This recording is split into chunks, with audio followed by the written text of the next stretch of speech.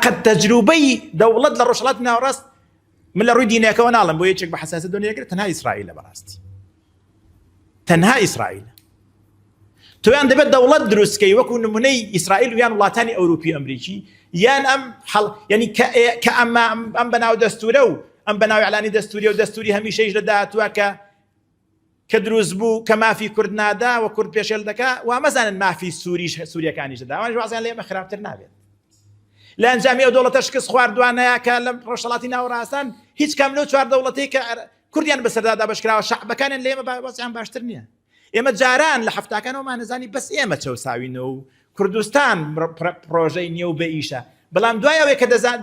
زين حالي عربا كان ما بيني عربا كان سوري ما يورانترن يعني سفار الزور لكرد ويرانترا لروي معيشي ولا روي همش ديكوا يان بلين سوريا تركيا توز انك لواني تجاوز به هرشان دوي صار تابوتو بديكتاتوريت وزي لو لا تكاين لهرسي ولا تكا شرط ليره كان ابو 10000 ليره 10000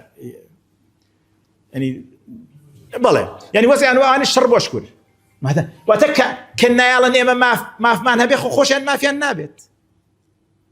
زال برو اما اعلاني دستوري يعني دستور يعني جارنامه دستوريه كبراسي هر هیچ بنا مكاني دستوري تدانيه بو براي من براسي دبي كرت لقلقلي سوريا دا بو اوي جاريشك وام حلقه بطاله بردوامنا به هناني دا صلاتك بوني بديكتاتور هالقرانوي توسانوي همومان بيروخاندني لسفر ودس بيكردنوا براستي دبي امه بو اوي بتوين ما فكان ما زامن بيان برا دبي اما داوي جابونو بكين